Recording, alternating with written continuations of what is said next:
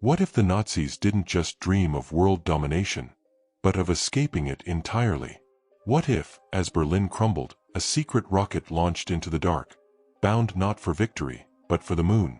Hidden files. Satellite anomalies. A base that isn't supposed to exist. This isn't science fiction. It's a classified shadow of history that someone desperately wanted you to forget.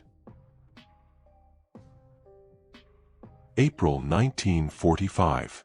As Soviet shells tore through Berlin, whispers echoed through the Führerbunker that Adolf Hitler was not preparing to die, but to vanish. Official history claims he committed suicide, his body burned in a shallow crater. But behind the smoke and debris, a different story may have unfolded, one involving a final U-boat, secret Japanese coordination, and a betrayal within the Nazi inner circle. Kraken 44 was a rarely mentioned submarine in Nazi records, believed to be part of the Wunderwaffe program.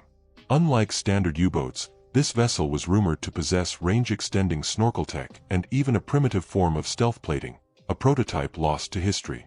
Declassified OSS documents, long buried in the National Archives and partially redacted even today, mention Kraken 44 departing Kiel Harbor on April 28, 1945, just 2 days before Hitler's alleged suicide. The manifest. Unknown. The crew. Loyal to Martin Bormann. In the early 2000s, a private investigator named Daniel Griggs discovered a peculiar anomaly in post-war Japanese radio transcripts. One line stood out. The Western voice instructs the chrysanthemum to remain veiled. Repeat. The Western voice advises patience. The transcript was dated August 15, 1945, the day Emperor Hirohito announced Japan's surrender. Griggs, driven by obsession, traced the broadcast to a defunct Japanese relay station outside of Nagasaki. What he found in the archives of the building was a reel of black and white film labeled Kurochi Archive No. 7. On it, a tall man, gaunt and balding, with a clipped mustache, sat behind a rice paper screen, addressing a room of Japanese military officers. His German-accented voice was raspy but commanding. Die Zukunft liegt im Schatten. The future lies in the shadows. Japanese military historians have long been aware of Showa Unit 400, a covert post-surrender intelligence faction comprised of die-hard nationalist officers who refused to accept the emperor's surrender. The same group, according to declassified Soviet KGB memos, sheltered foreign fugitives in remote mountain villages under new identities. Among these names is one that appears consistently, written in kanji, Hai-2-Ra. Could it be possible that Hitler, or someone assuming his identity, was given safe haven by Japanese ultranationalists hoping to build a new Axis underground? Interviews with elderly residents in the Aso region of Kyushu, where volcanic cave networks were once used as World War II bunkers, reveal unsettling memories. One former child recalls a tall, pale man who only spoke German, lived under guard, and received monthly deliveries from Tokyo. Another recalled his mother warning him never to approach the ghost village by the forest, where white devils whispered in broken Japanese. Skeptics argue the man seen in the film could be a Nazi advisor or look-alike. Indeed, several Hitler doubles were known to exist, including Gustav Weller and Heinrich Berger, both of whom mysteriously disappeared in the last months of the war. However, facial recognition technology applied to the Kurochi Archive #7 film in 2019 gave a 78% probability match to known photos of Adolf Hitler, especially around the jawline and temple scars consistent with his 1944 bomb injuries. The documentary then dives into the dark alliance that fueled the theory. Hitler and Hirohito had always shared a strategic, if distant, relationship. But when the Third Reich began collapsing, it's alleged that Martin Bormann initiated a secret agreement with a breakaway Japanese faction in exchange for transferring nuclear research data, which the Nazis had failed to weaponize. One British naval report from November 1945 describes intercepting a German-speaking voice from an island chain south of Kyushu. The report was dismissed by military command, labeled possible Soviet disinformation.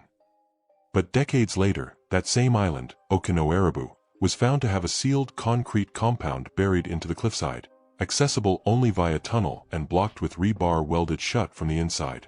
When Japanese archaeologists opened it in 1993, they found nothing inside except a rusted desk, moldy German texts on genetics and post-war geopolitics, and a black and white painting of Mount Fuji, signed A.H. in the corner. Griggs died in 2015 under mysterious circumstances, officially from heart failure. But weeks before his death, he sent a letter to his colleague containing a final message. "The man we buried in Berlin was a ghost. The real tyrant traded one empire for another, and watched the bombs fall from a mountainside in silence." To this day, the full Kurochi archives remain classified by the Japanese Ministry of Defense. Independent requests to view them have been denied, for reasons of historical stability. Meanwhile, historians remain divided, some dismissing the evidence as conspiracy fueled by Cold War paranoia, others claiming the truth lies in shadows too deep for any light to reach. If the story is true, Adolf Hitler never answered for his crimes. He vanished into myth, wearing silk robes beneath cherry blossoms, dictating to a dying empire. In the icy dawn of 1945, as Berlin collapsed and Allied forces closed in, a select group of SS scientists and engineers disappeared from Peenemünde, the heart of Germany's V-2 rocket program. They did not surrender. They did not defect. They vanished. What came next would become one of the most persistent and terrifying conspiracy theories of the 20th century. That the Nazis reached the moon first, and never left. Official history tells us that Wernher von Braun, the architect of Hitler's missile program, eventually came to America under Operation Paperclip. But unsealed Soviet intelligence from 1987 paints a different picture. That a second, rogue rocketry division known as Project Morgenstern had split from Peenemünde in 1943 and operated deep beneath the Austrian Alps. Their mission? To escape Earth. Led by the reclusive and obsessive Dr. Ernst Reichsler, Morgenstern was allegedly tasked with building a long-range vessel powered by liquid uranium, something far beyond the capabilities of the time. But evidence suggests they came shockingly close. A Soviet satellite photograph from 1959 shows a peculiar hexagonal object orbiting the moon's southern pole. When enhanced, a faint outline appears on one side, an eagle clutching a swastika. Dismissed as a lens artifact for decades, this image resurfaced in the 2000s when a Japanese lunar probe captured similar, clearer visuals of what appeared to be a geometric structure partially embedded in the lunar surface. No nation has publicly claimed the object. In 1974, an American moon mapping team working on classified cartographic data from Apollo 17 found magnetic anomalies beneath the lunar soil consistent with metallic construction. These files were marked Redoubt Echo and buried under a Department of Defense vault in Nevada, until they were leaked online by an anonymous whistleblower in 2011. According to these documents, the U.S. believed the object to be a Cold War relic of unknown Axis origin. The implication: Nazi Germany had launched something to the moon, possibly manned, and potentially alive. It seems impossible, until you examine the missing rocket segments found by French intelligence in the Swiss Alps in 1962. Hidden inside a cavern, guarded by sealed vault doors etched with the SS symbol, were crates of rocket components not seen in any V-2 blueprint. Tubing lined with silver mesh. Thermal shielding coated with bismuth. An artificial gravity stabilizer decades ahead of its time. And among them, a journal in Reichsler's own hand. If we cannot win Earth, we will escape it. The Aryan dream does not need land. It needs distance. Space is the new Reich. Perhaps most disturbing of all is the story of cosmonaut Sergei Vlasov, who in 1961, during a secret orbital test flight, reportedly picked up a radio signal broadcasting in obsolete German military code. His report, declassified in 1998, details hearing distorted German music, followed by a male voice repeating the phrase, "Sieg bleibt, Sieg bleibt, Sieg bleibt, victory remains." The idea that the Nazis could have reached the moon before anyone else sounds absurd, until you consider the lengths to which they pursued secret science. From occult research, to Antarctica bases, to experimental anti-gravity propulsion under Die Glocke, the bell, the regime poured billions into desperate gambles in their final hours. Morgenstern may have been one of them, but this time, they may have succeeded. Interviews with former Nazi collaborators, now in their 90s, hint at whispered rumors. A ship called Nacht Jager 1, Night Hunter 1, launched from the Baltic Sea under the cover of a test explosion. Its mission was never recorded. Its crew, unknown. One aged informant, who served as a radar technician in 1945, recalled a moment weeks before the war ended when the skies shimmered green above the coast, and all communications were blacked out for 7 minutes. "They told us it was an electrical fault," he said, "but I saw the countdown." NASA has never commented on the supposed lunar anomaly. But former NASA Administrator George Low allegedly confessed on his deathbed that, "We weren't the first to see it. We were the first to admit we saw it."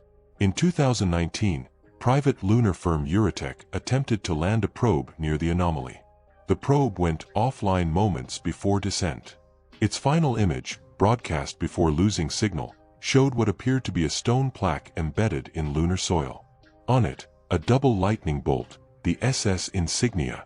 Is it possible that remnants of the Third Reich survived off-world, building a last redoubt of ideology in the most isolated place possible?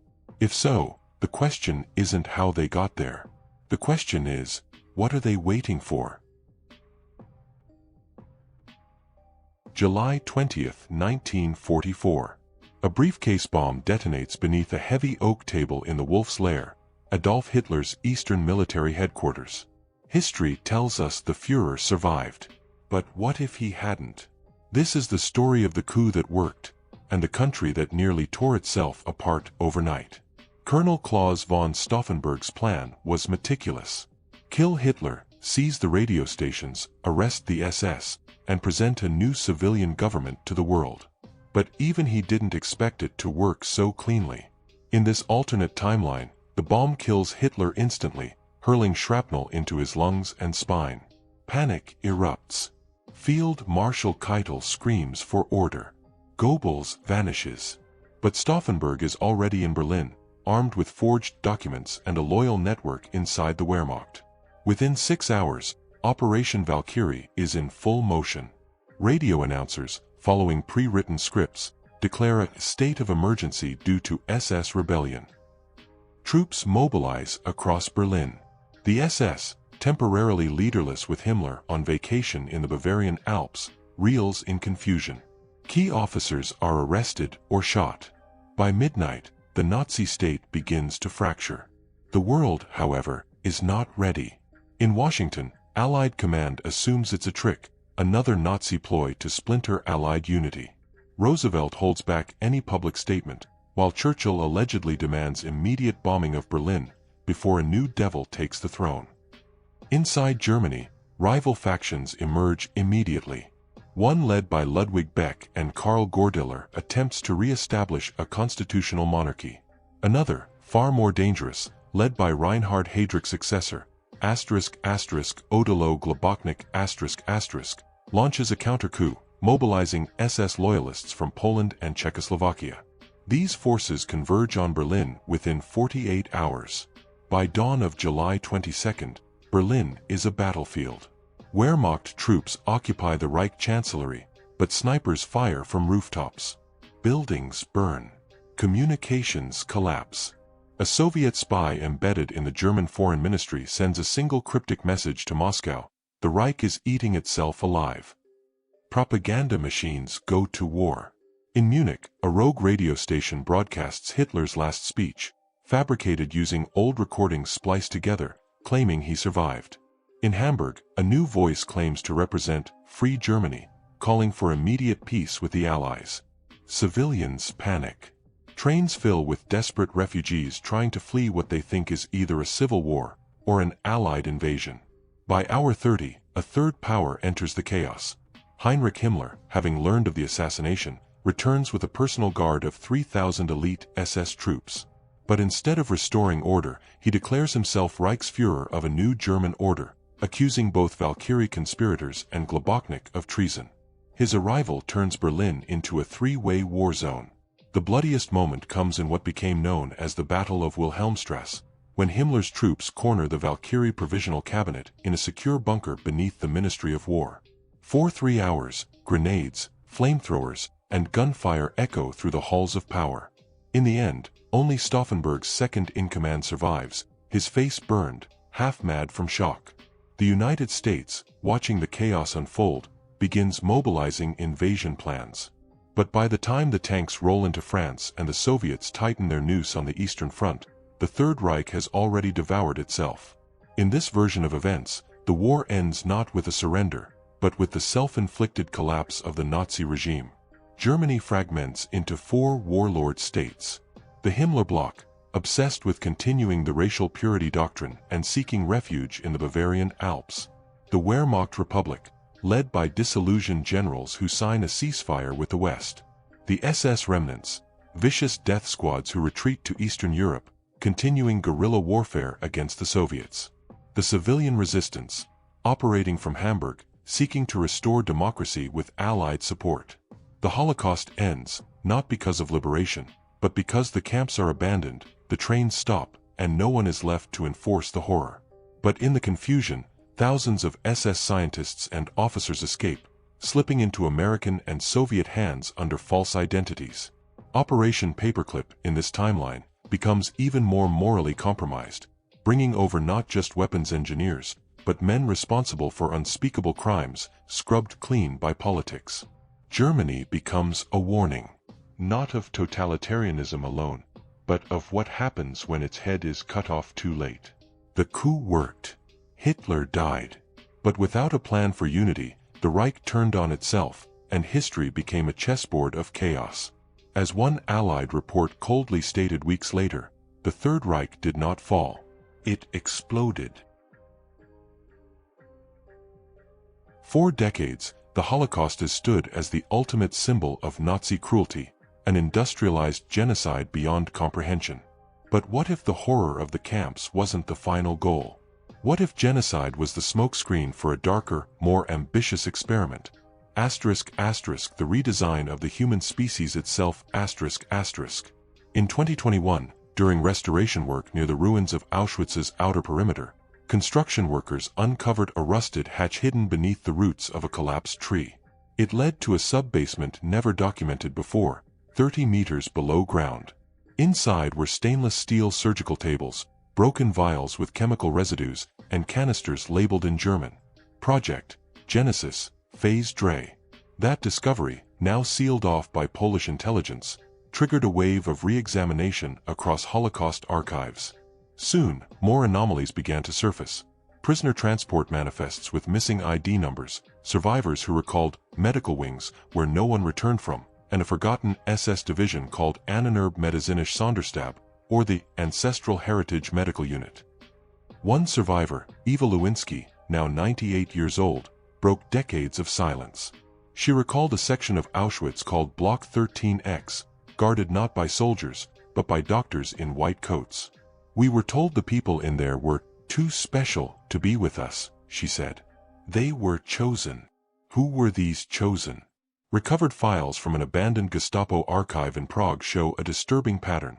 Thousands of children and young women were removed from arrival lists and rerouted to facilities not marked as camps, but laboratories. These documents refer repeatedly to Experiment A, Blauer Engel, the Blue Angel, and Experiment B, Lebenswandler, the Life Changer. The Nazi eugenics program was always about more than racial purity. But Project Genesis went further. It aimed to create genetically enhanced humans, immune to disease, obedient to command, and capable of surviving environmental extremes, designed to rebuild the world after a global collapse. A recovered SS film reel, degraded but partially restored, shows horrifying images. Children suspended in fluid-filled chambers, their skulls swollen, eyes glowing under ultraviolet light. Voiceover by a German scientist calmly explains, "Their blood accepts the recombinant strain. Neural obedience is increasing. We are approaching phase Veer." American soldiers who liberated Buchenwald in 1945 spoke of a wing where no one dared enter, sealed with welded doors and marked with biohazard symbols. Their reports were classified for 75 years. When unsealed in 2020, they included sketches of mutated human figures, oversized craniums, translucent skin, extra digits. Some believed the soldiers had exaggerated. Others believed they had not told everything. Where did the research come from? The trail leads to a secret conference held in Vienna in 1942.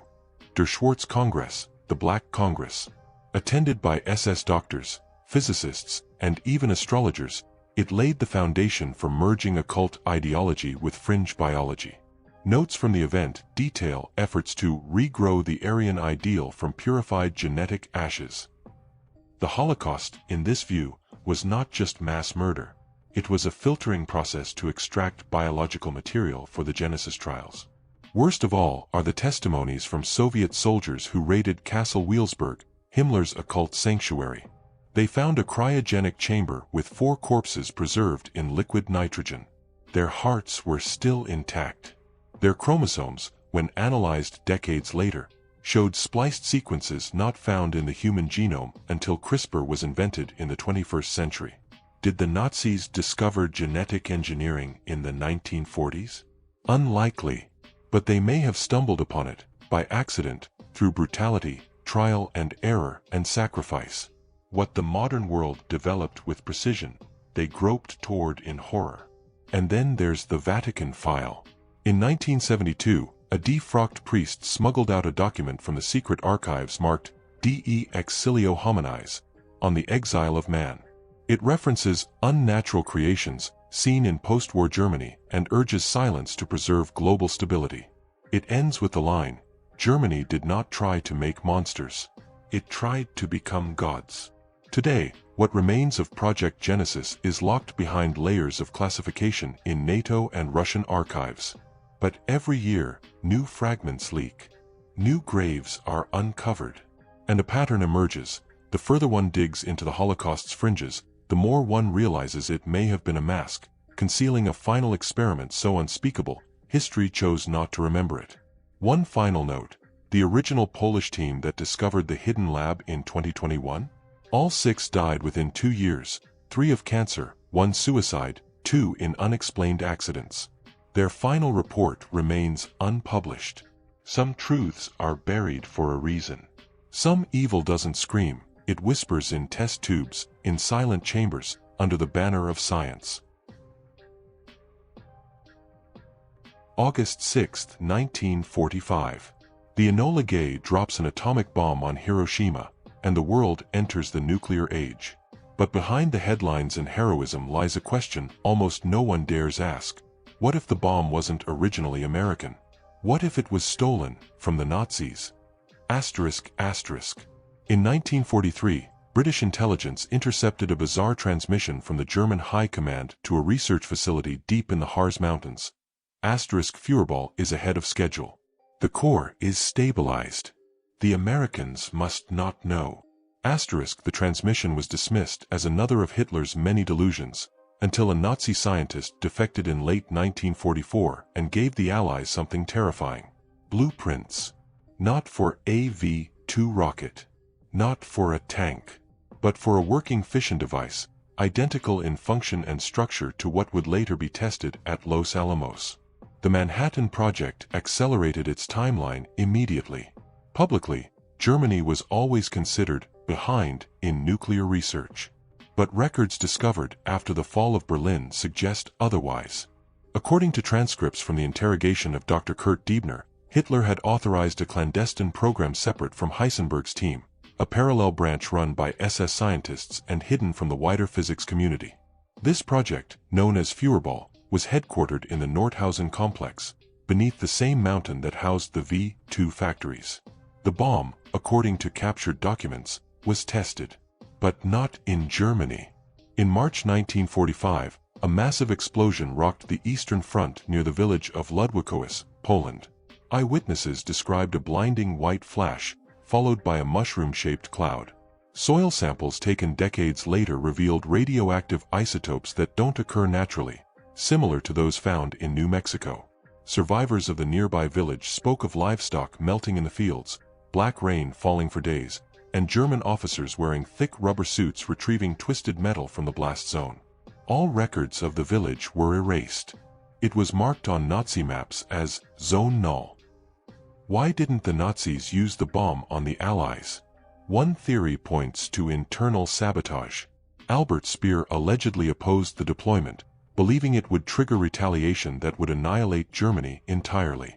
Others believe the weapon was not yet deliverable, too heavy, too unstable. Or perhaps Hitler, already descending into delusion, thought it would be more powerful as leverage than as fire. But when the Americans arrived in Nordhausen, the facility was already stripped bare. Lab equipment destroyed. Corpses burned beyond recognition.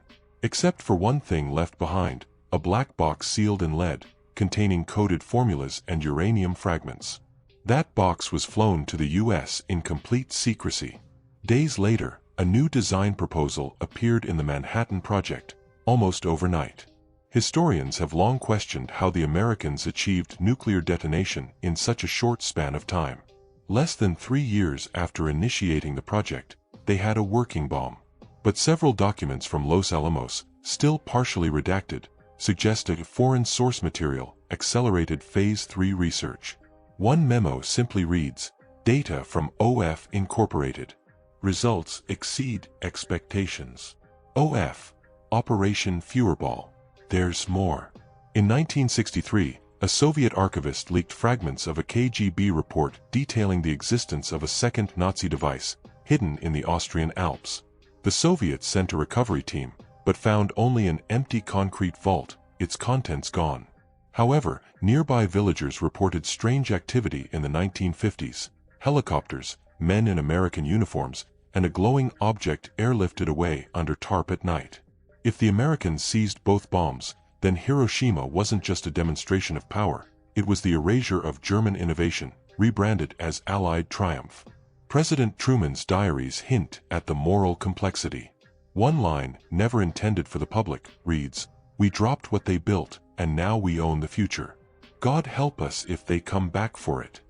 Today, evidence of Nazi nuclear success is still officially denied. The US maintains its bomb was wholly original. But the deeper one digs, the stranger the coincidences, the identical core designs, the sudden breakthroughs, the mysterious gap in the Nazi records. The bomb ended the war. But perhaps it began with a darker origin, one hidden beneath a dying regime, stolen in the fog of victory, and buried beneath decades of silence. Because if the Nazis built the bomb first, and we used it, who really won? The end. If the Nazis really made it to the moon, what did they leave behind? And more importantly, what if they're still watching? Because some blueprints weren't destroyed. Some frequencies never stopped transmitting. And the silence in space. It might not mean no one's there. It might mean they're waiting.